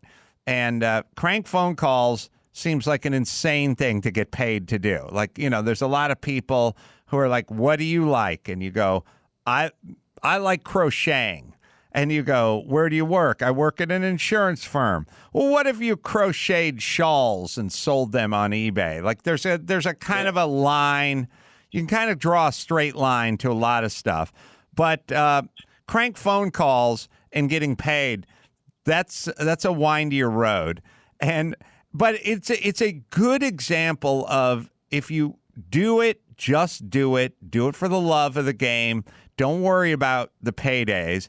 I'm sure for the first decade plus you were doing these calls, you had no thoughts about ever getting paid for them. And then at a certain point, you're platinum selling artist. But let's talk about that process. You're making. Well, you said something before that made a lot of sense, and it's really, you hit the nail on the head when you talk about. I was the kind of kid. When I was a little kid, I was always entertaining myself, and I was always seeing things that were like out of the normal. For example, if I would watch TV when I was a little kid and a commercial came on, I didn't see or hear what they wanted me to hear in the commercial. I was making stuff up in my head, right? Like really bizarre stuff, and so I was always entertaining myself, and I actually loved it. So. Because I could make myself laugh or think something was funny. There's a funny story, like, for example, I was like, I could have been 10 or 11 years old. And I was recording on the old-fashioned recorders that we had when we were little kids. And I was making believe I was Don Criqui, a sports announcer. Right. And I don't even remember why or whatever, but I was making, and I'm making believe I'm announcing to the people in the audience, a TV audience or whatever. And one time I recorded this thing. I remember saying, and I would be talking to another announcer, like, well, Bob, it's great to see him in the game today, looking really fantastic. But what a terrible shame his family having been killed last night in a terrible car accident. And I would be making these things up. And one time my father opened the door, and he says to me, he goes, son, what the is wrong with you? What is that shit? What are you coming up with this stuff? And I said, Dad, I'm just screwing around. I said, it just makes me laugh. That makes you laugh? Something that's stupid and what you're saying so stupid. So weird shit like that is what made me kind of tick. So I always liked, even as a kid, just coming up with stuff that anybody else would listen to and say, what the hell is wrong with this kid? But so that's how it started for me. And it gets back to what you were saying about wanting to entertain yourself. And that's what I did. And I did the same thing with these Jerky Boys records, creating these characters, then putting them into situations to make myself laugh. Even on the new record, that's why I believe it really is doing so well, because I went into this, I had to have obviously a clear head after almost 25 years. So I went into this thinking to myself, why don't I not think about any of the catalog or any of the other, why don't I just think about making myself laugh or making myself feel good and so that's exactly what I did for this record. But it all gets back to what you were saying about entertaining yourself and things will fall into place. Well, plus there's a hell of a track record, Yes. Well, let's talk about something I was thinking about, which is you and I are, about the same age, and the world was a lot different. And when you were young, you got out of high school, you had to get a job. And a job was just a job. Everyone needed a job. And you didn't really talk about whether you liked your job or it was fulfilling, or you were simpatico with your foreman or your boss. It was just like, you need a fucking job. That's what happened. And I got into construction because I needed a job. So I worked as a laborer. And the thing about construction is it's lonely because it's really monotonous shit, and it's not stimulating if you're wired like we're wired. So when I was working on the Man Show, I had three floors of people that were all funny and were trying to do funny, and I was sharing a office with Jimmy. And I'd go out and walk into the writer's room and start telling jokes and fucking around. And then I'd go out to lunch with Jimmy and we'd fuck around. And then we'd sit at our desks. And it was very stimulating. Everyone there wanted to laugh and we're all kind of working toward the same goal. But when I was on a construction site, it was just me and a bunch of guys that didn't speak English from Guatemala. And, you putting up scaffolding, that's monotonous shit. That is super grunt kind of labor, pull it off the stake bed truck, stack it up, wire it to the side of the building, put the planks in place. I mean, putting scaffolding up is just it's like punishment, I guess. And for you have this mind that's making jokes, that's thinking this would be funny, thinking that would be funny, but you're in this vacuum of creativity called a construction site. And it can drive you a little nuts. Like I felt sort of lonely and nuts. And nobody else on that construction site shared any of my ideas or had a sense of humor or even gave two shits about it. Did you have that kind of feeling when you were on the job site? I was, I guess, lucky in the sense that what I did is you always had a partner. So that would be the key, to have a partner that is like-minded, where you could kind of fuck with each other all day. Mm-hmm. And I was always pretty lucky in that sense. And because, you got a job to do. There's, two of you on the scaffold. You got to ride it up the building. So for the whole day, you're stuck on that rig. Right. And you got to be able to joke around and fuck with each other and at least make each other laugh. And like I said, but if I've been on jobs where it was just me, let's say, doing roofs or doing things like that. And yeah, that can be monotonous, when you can't really have a place to go and, just keep yourself, having a good laugh or just, but I totally, absolutely get that. Yeah. It's interesting. Yep.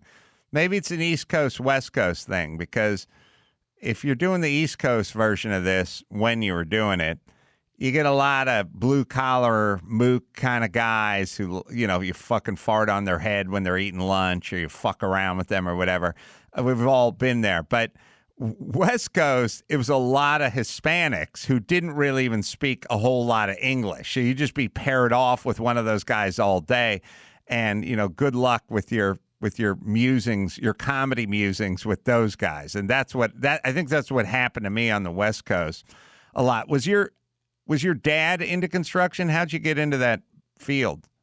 No, my dad actually ran buildings in New York City with his brothers. They were actually, they were pretty famous in their own right. There were 5 brothers, Irish descent. And they ran Park Avenue and Fifth Avenue, and they ran all these high-rise buildings. And New Yorker magazine actually did an article on them, and I believe it was 83, and it was like a 57-page article of this Irish family. And, it was very, very cool. But my dad kind of, there was an Italian, I'll never forget, Bruni was the name of the company, waterproofing company, scaffolds and stuff. Mm-hmm. So my dad got me a job with the company, and that's how I got in. And with these guys, you get in and, I'm 22 at the time, and these are all tough guys, and they, you gotta learn to think on your feet, because it was, it's always, they had a kid, get the new kid, and so they were always, looking to give you a good ribbon or stuff like that. So in that sense, it was a bit different than than being just lonely or not having, sometimes it got under your skin. But I learned to roll with it, and but that's how I got into it. It was my dad got me in. When do you remember? I'll tease this because I got to do a spot. But you remember your first paycheck for the Jerky Boys, and do you remember how much it was for, and what year it was? I'll tease that. First, I'll tell you about Lids. Need the perfect gift this season? Lids has them. Officially licensed sports gear or iconic brands like Nike, Adidas, and Champion. Lid is North America's largest hat retailer. You can visit any Lid store, and Associate's going to help you get the perfect cap for you, fit and whatnot. And it's a great holiday gift, so you can get a lot of people that gift and cross it off your list. Lid's a leader in headwear, including all authentic MLB on-field caps, NFL sideline caps, and knits, plus a huge variety of fashion styles, colors, and Lids exclusive. You can visit blog.lids.com/Adam and get 25% off your next in-store purchase, I should say. The perfect gift is waiting. Visit Lids, right, Dawson? Visit blog.lids.com/Adam for your 25% off coupon on your next in-store purchase. All right, we'll take a quick break. We'll be right back with Johnny Brennan, talk about your very first payday from the Jerky Boys. All right, we're back with Johnny Brennan, the founder of the Jerky Boys. The new album, The Jerky Boys, available now wherever you listen to music. And first album in 21 years. And the website, thejerkyboys.com. So, Johnny, remember that first paycheck? Because there's something very symbolic about getting paid for something that you never thought you would get paid for. Yeah, it was kind of strange. I think my first paycheck that I never got, I think it was Comedy Central.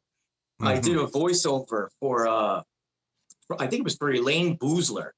All right, the stand-up comic, and they asked me to come in and read, and I think I did. I think it was Frank Rizzo, and that's the very first time I and then obviously the record companies.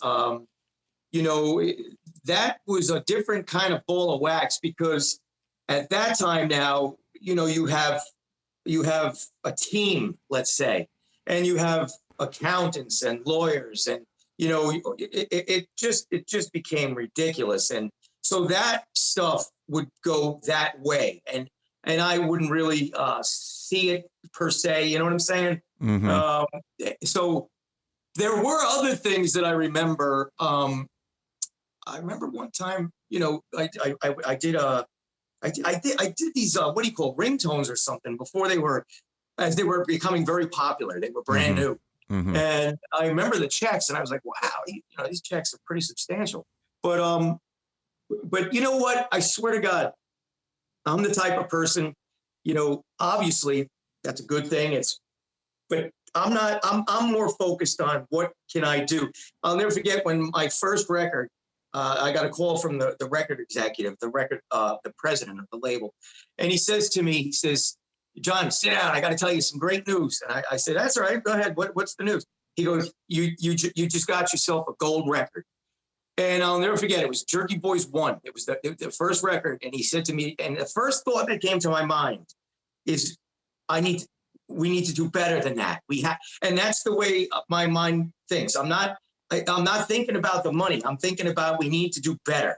You got to tell me that I want to hear that that's platinum. I want to hear, so, and the funny thing is when they send me my gold and platinum records over the years, I wouldn't put up my platinum records because they look like shit compared to the gold records. Mm-hmm. The platinum means a whole lot more, but it's just not as good looking as a gold record.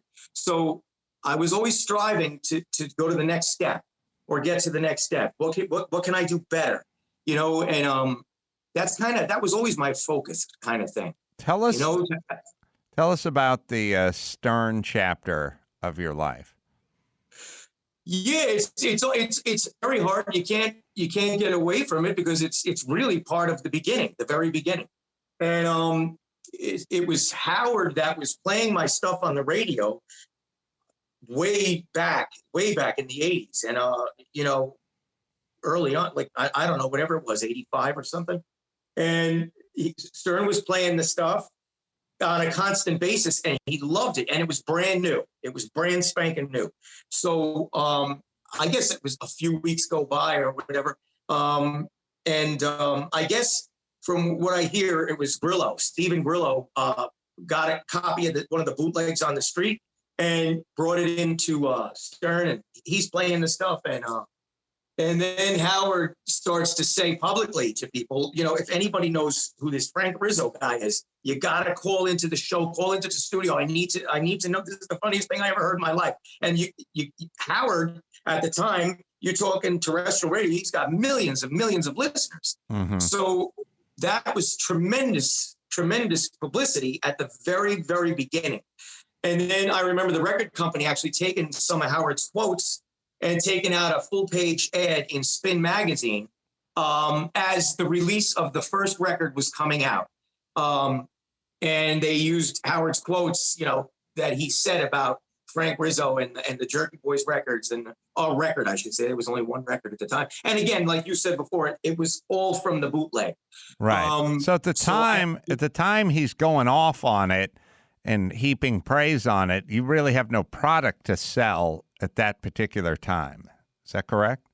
That's correct. That's correct. What Howard was doing was playing tracks off the bootleg. So right. Yes, that's correct. And that's what he was doing. And that's when he was asking, who is this person? And I'll never forget you wouldn't believe how many copycats were actually coming out and saying that they were responsible for that work. Oh, really? But the beauty of it is I did things inside the work that only would pertain to me or my family. And if they were ever asked about it, they wouldn't have a clue. But they didn't need all that, because as soon as they heard me speak, when I went up to the record label, they said, "Oh, geez, that's the guy, man." And that was it. But in the very beginning, it was wild. Were you a Stern listener back then? Well, yes. I back in those days, it was easy because you get in your car and I come into work, and if I remember, I put the radio on and listen to Stern, and or flip around, but people, they had a clump, back in those days, I think I try to remember what I had. I had a few Volkswagen Beetles, and how the radios are in the Beetles. Right. But I had lots of people and cousins and stuff telling me, "Johnny, hurry up, put on Stern. He's talking about you right now. He's playing your stuff." So that's the kind of way it hit me. And then I did the Stern show years later when I think after Jerky Boys 2 came out. Howard had me on a few times, a couple times. Why years later? Like, why? And then how did you present yourself to Stern? Did you call up Gary and say, this is me? Like, how did you get that across? No, it's very, very great question you just asked, because Howard was the one he was pushing it. Right. On a daily basis, he was pushing it. So then I become famous, and with Jerky Boys 1, and I even used to ask myself that question. I'd be like, "Geez, I wonder why Howard hasn't asked us to come on the show." And that used to run through my head. About I said, "Man, well, who knows? Who knows how it works?" So I guess through the management or whatever, I think my manager may have known Gary. So I guess Gary invited us on the show. Howard wants, come on the show. So I did the show, and it was great. And when Howard went to a commercial break, they came in and got me, and they said, "Johnny, come over here. Howard wants to say hello." So I walked around the desk, and Howard is like 6'6" or whatever the hell he is. Yeah. And he shook my hand, and Howard told me how much he loved the work. He's like, "Johnny," he says, I love it. It's phenomenal. He says, the funniest thing. And that's how I met Howard. But what was the initial, what I'm trying to figure out is Howard saying into the microphone, "Who is this guy, Frank Rizzo? Who are the Jerky Boys? Does anyone know them? How do I get hold of them?" Right. And everyone then comes to you and says, Stern's saying that. Right. Doesn't that mean you then figure out a way to reach out to Stern and talk to Stern before 2 years goes by and Jerky Boys 2 comes out? I wouldn't doubt that they did, because at this time you have to remember everything now is pretty much out of my hands because I'm signed to these. But I'm talking the earliest. Why didn't you just go down to the radio station and go, "Hey, I'm that guy"? I mean, if he's looking for you, yeah, why is there no connection there? Right. Because, you know, in the best way I could say it is I never wanted to be famous. I was always very afraid of what happens if, what happens? I said, I'm not a comedian. I don't sing. I don't do any of this. So I was actually in a weird predicament. And it was at the same exact time that this is why people came out of the woodwork and they, you know, had the record labels come to me and ask me, you know, to sign with them. And, you know, this stuff is golden. And it was all happening so much at the same time. And I remember Howard used to play some of his phone pranks that, you know, and I'll never forget that they were like 10 minutes long or 15 minutes long. And Robin's telling him, come on, Howard, this isn't funny. And stuff like that. But I really have, because it's so long ago, but it all happened so quickly, like at the same time, if that makes any sense. Well, let's get back to the part where you sort of liked your anonymity, or like you're a little bit insecure about it. Like you know, Yeah. There's a certain, the thing about the prank phone calls is you can kind of hide behind it a little bit. And I don't mean that in a negative way, but it's just kind of the difference between being the drummer and the lead singer, you know, like if you do stand up, you just got to go stand there, you know. Right. Prank phone calls, it's like you're on the trapeze, but you have a net. You know, if that call didn't go so well, then we'll just make another call. Or maybe that part of the call went well. Maybe the beginning part and the end part went well, but the beginning wasn't that good. So we can kind of piece it together. But when you go on the Stern Show, and I've been on the Stern Show many times, when you go on the Stern Show, you're just there. They put a mic in your face. You can't really hide from that mic. So was there a part of you that was like feeling like I didn't want all this, I didn't ask for all this, or I don't want to give up my privacy? Yeah, I've been saying it for decades. I've also learned, you know, tremendous life lessons from this particular. For whatever reason, in all my yearbooks going all the way back to the 8th grade, the kids would always talk about my comedy and how Johnny Brennan would always make the class happy and laugh, and he was the clown, comedian, whatever you want to call it. But inside me, I was a very shy person. I was always very, very shy, very modest, very, you know, like but that was me by nature. So I started to learn quick. Now I'm becoming famous around the globe. I mean, you know, Australia, Canada, you know, wherever they speak English, the Jerky Boys, they go crazy for it. So at that point, when they said, you know, I got to come out of the woodwork because other people are trying to take credit for things that I created. So I had to really hit the ground running. And so you go from 1 minute, and that doesn't mean that I'm still not shy, maybe, but I actually saw you on television one time, and you said something that I always remember because it made so much sense.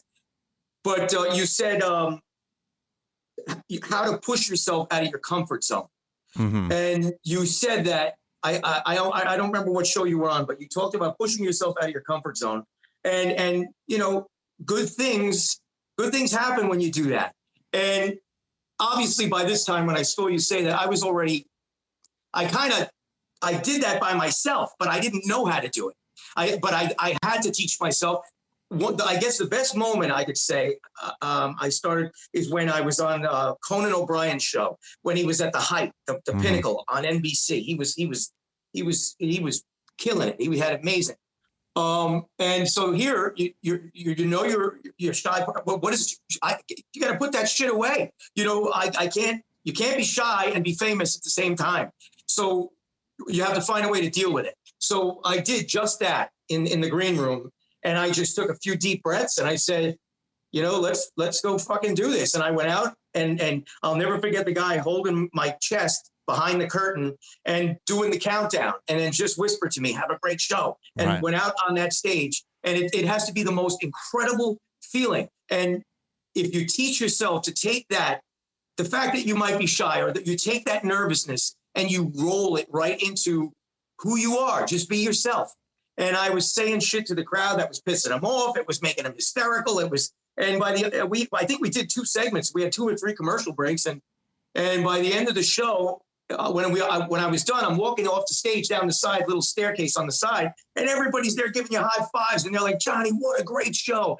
And there's nothing like that feeling, There's nothing like that feeling, and once you get it, but you learn. You do need in life, and I'm trying to teach that to my own 17-year-old. You gotta push yourself because it's easy to be comfortable, right? It's easy to say, I don't want to do this. That's how I was in the beginning. So when I went up to the record company, the first thing I said when I walked through the door, they're all sitting at this giant conference table waiting to meet me. And the first thing I said, shows you the fear, is I said, "Listen, guys, I'm just telling you up straight, right up front. I'm not a fucking comedian. I don't do that stuff. I don't get up in front of people. I don't get up in front of crowds, and I don't do that shit." So, and they all sat there laughing at me, like as if like they weren't laughing with me, they were laughing at me. So then I thought to myself, well, this is where it begins. So I guess that's it in a nutshell. So just because I'm going insane, Stern's yelling into a microphone, "Who is this guy? Where is he? How can I find this guy?" And you let months or years go by without actually contacting him or being put together with him?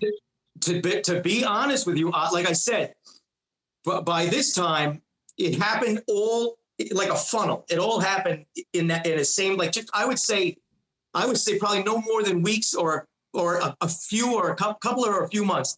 But at the same time, everything else was happening. So that would be other people's jobs. And I don't doubt for a minute that people were probably reaching out, and there might have been a good possibility Howard was saying no, or he would be, no, I'm not going to have him on this week, or I don't have a clue. I don't have any answer for that.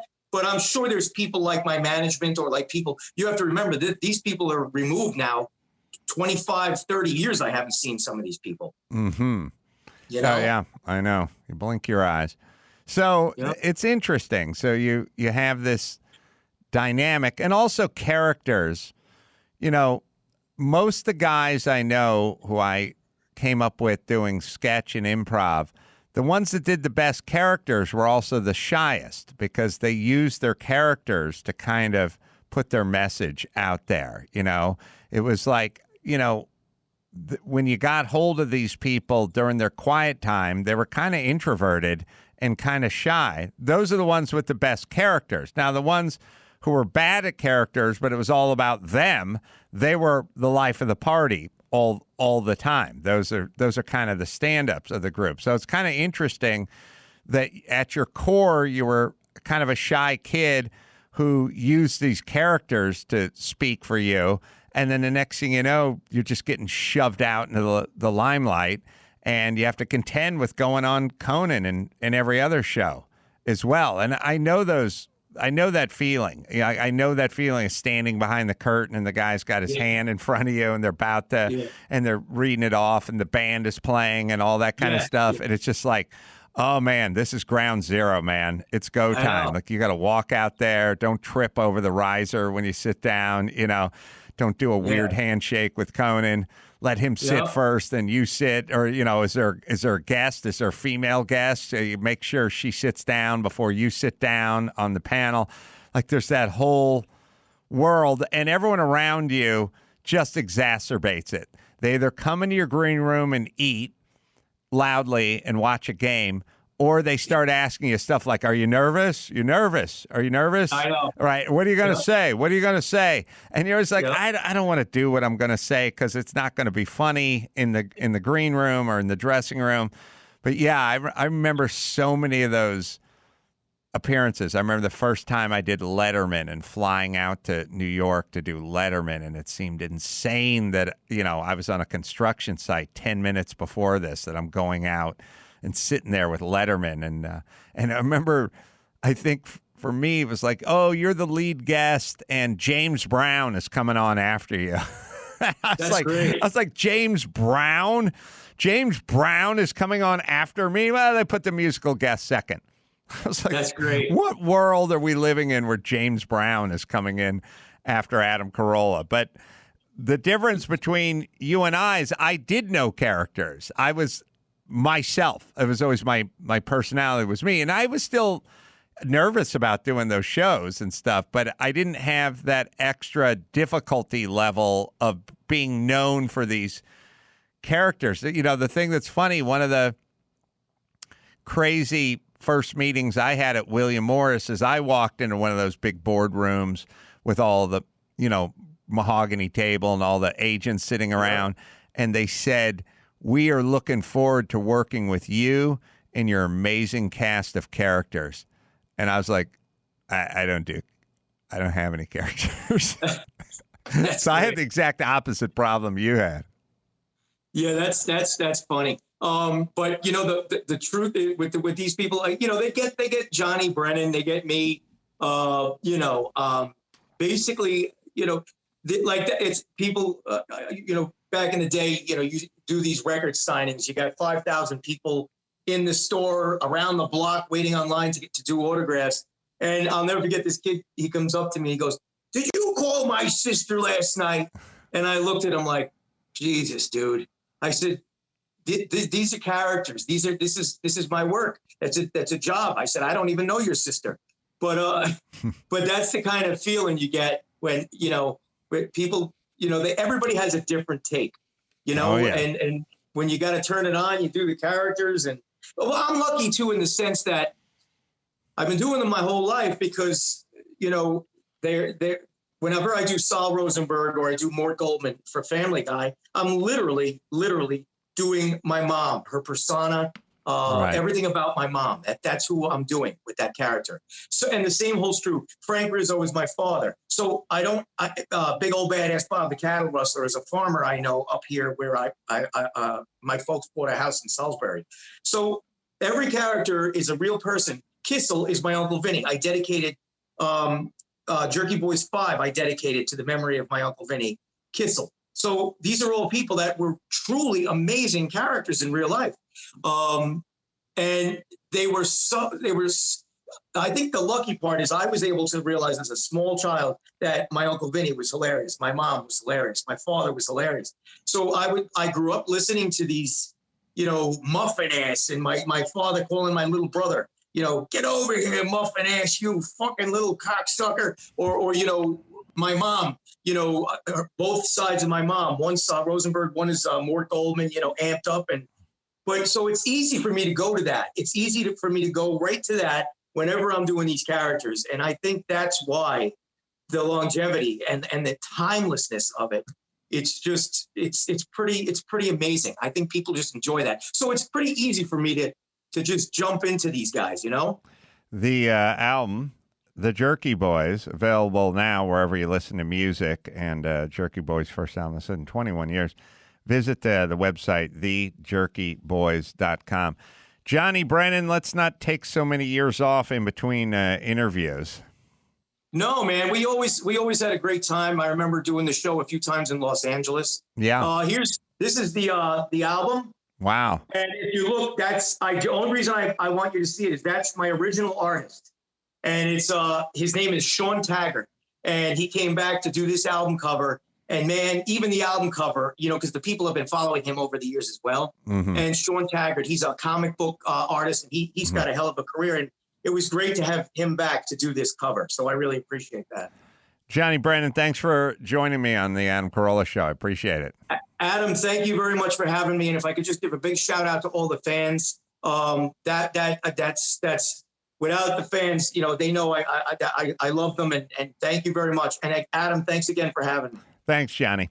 All right, last but not least, Simply Safe here. Break-ins on the rise during the holidays. So Simply Safe is having a huge holiday sale, 40% off any system and a free security camera. Whether you're traveling or staying put for the holidays, check out the 40% off plus free security camera deal before it ends this week. We've always used Simply Safe.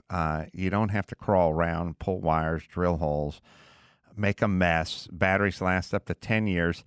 U.S. News & World Report calls it the best home security 2020. CNET gave it its Editor's Choice Award.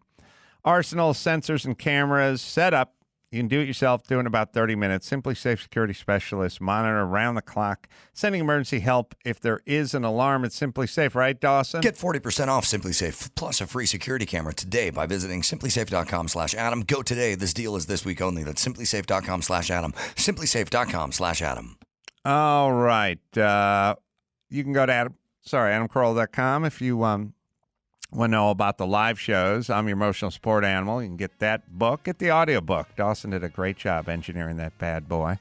Get that on Audible. Get them both because they're always a little bit different. And until next time, it's Adam Carolla for Gina and Bald and Johnny Brennan saying mahalo.